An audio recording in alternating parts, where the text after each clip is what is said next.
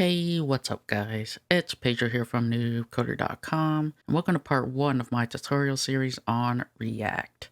And in this tutorial, we're going to be creating our first React application. So before we could go ahead and do this, let's go over what React is. So if you head over to reactjs.org, you'll see that React describes itself as a JavaScript library for building user interfaces. So what does that mean when it comes to React?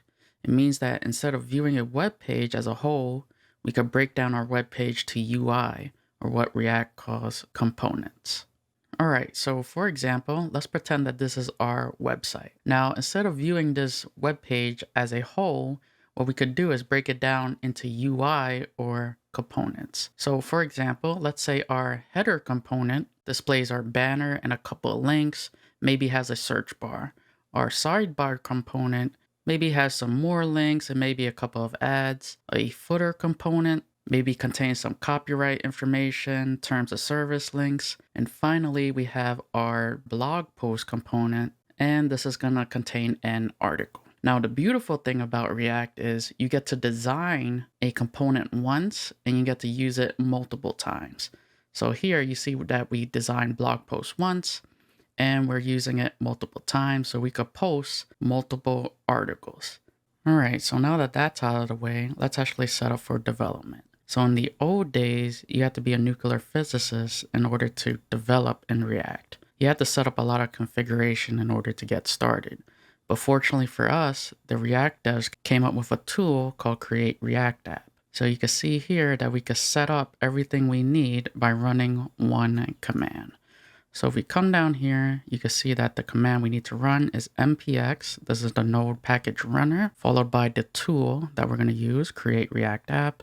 And we give it one argument, which is the name of the folder you want to put everything in. Okay, so if you're not familiar with npx, it comes installed with NodeJS. So if you don't have Node.js, you could come to nodejs.org. Download the link. It's pretty self-explanatory and you should be good to go. Now the editor that I'm going to be using is called Visual Studio Code, and that's about it. Now you do not need to use Visual Studio Code, but if you do want to follow along exactly, I highly recommend it. Okay. All right, so from here, we are going to bring in Visual Studio Code. I already have this open.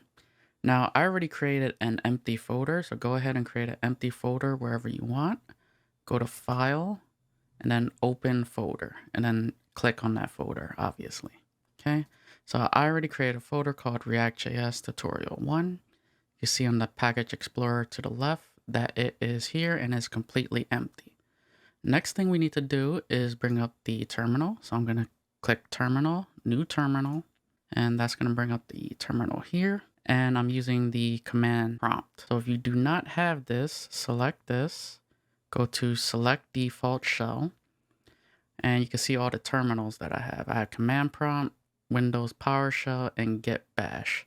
I think by default, Visual Studio Code sets it to Windows PowerShell, but go ahead and set it to the command prompt. Okay, so I already have that. Next, we're going to run the command that it told us to run. And that command is to use npx, which is the node package runner, followed by the tool. So it's called Create React App. And the folder that we want to put everything in, and we'll just call it Client. So let's hit Submit. And this is going to install. You can see that it's going to install 3 things: React, React DOM, and React scripts. All right, so now that we're done installing, it says that we could run these 2 commands to start our React application. So we take a look to our left, our folder is no longer empty. You can see that I created a folder called Client for us, and this is where all our React stuff is. So it tells us right here to run these 2 commands. So CD stands for change directory, and we're going to go inside the client folder, and then we're going to run npm start. And this is going to start the development server. So we're just going to do this. And you should get a pop-up. And there you go. So we created our first React application. All right, so let's actually take a look at what exactly is happening. So let us come up here. We're going to go within the client folder and we'll take a look at package.json. So you can see the three packages that I installed: React, React DOM, and React scripts.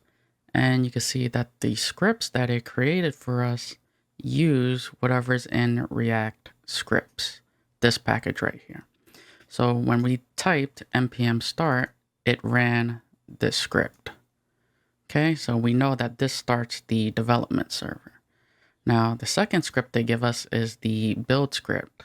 This is going to create a build folder with an optimized version of your application. So this is the command you use when you want to go into production. So this is going to convert all your JSX, which is a language that React uses, and it's going to convert it into JavaScript so the web browser can understand what's happening.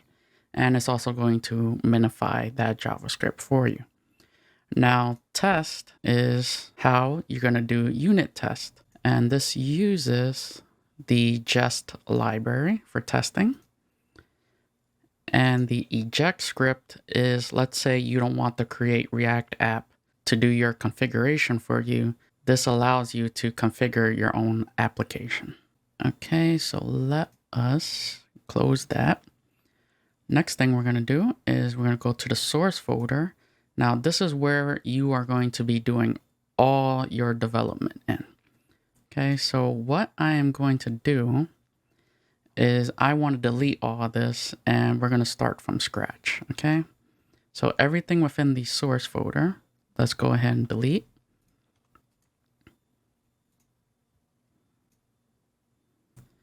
And we're going to create a file called index.js.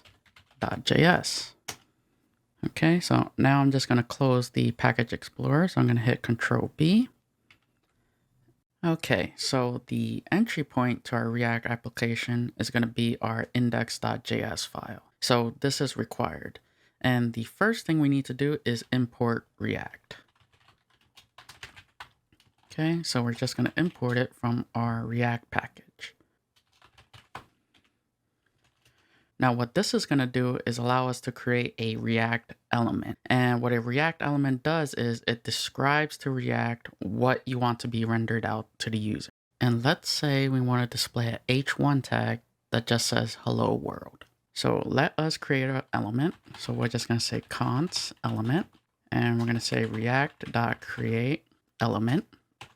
And the first argument is the type of element that we want to be rendered out. So what we're going to do is pass in an H1 tag. The second argument is the data that you want to pass down. Now this data is called props, but for now, to keep this example as simple as possible, we're going to pass in nothing. So we'll just pass in null. And the third argument is what you want to put within the H1 tag.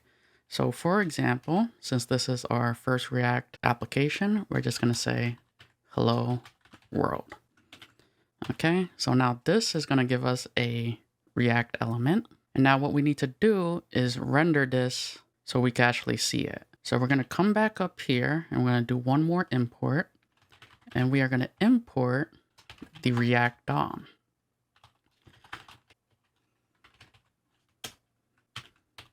Now the React DOM has a function called render. So let's go ahead and use that. And what we're going to do is render out our element that we just created. So we're just going to say React DOM.render, and it's going to take in two arguments. The first argument is what you want to be shown. So we're just going to pass in element. The second argument is where do you want this element to be displayed at. And in order to figure that out, we're going to open the package explorer. So I'm going to hit Control B. We are going to go within the public folder. And there's a file called index.html. So this is the web page that's being served. And if we come down here within the body tag, you see that there's a div with the ID of root. So this is where we want our React application to be displayed at. Okay, so let us go back to index.js, close the explorer, and we're just going to say document. dot get element by ID. And you saw that that div had the ID of root. So this is where we want it to be shown. Okay, so now if everything's all good, what we can do is save this. And you can see once I saved it, it automatically refreshed. So let's go ahead and take a look at our React application that we just created. So you can see that we get hello world outputted. And if I right click this, inspect it, you can see that our React application gets rendered exactly where we told it to, within our div with the ID of root. And you can see that we have an h1 tag with the text of hello world. Okay, so this is pretty much where I'm going to leave off, and I'll see you guys in the next tutorial.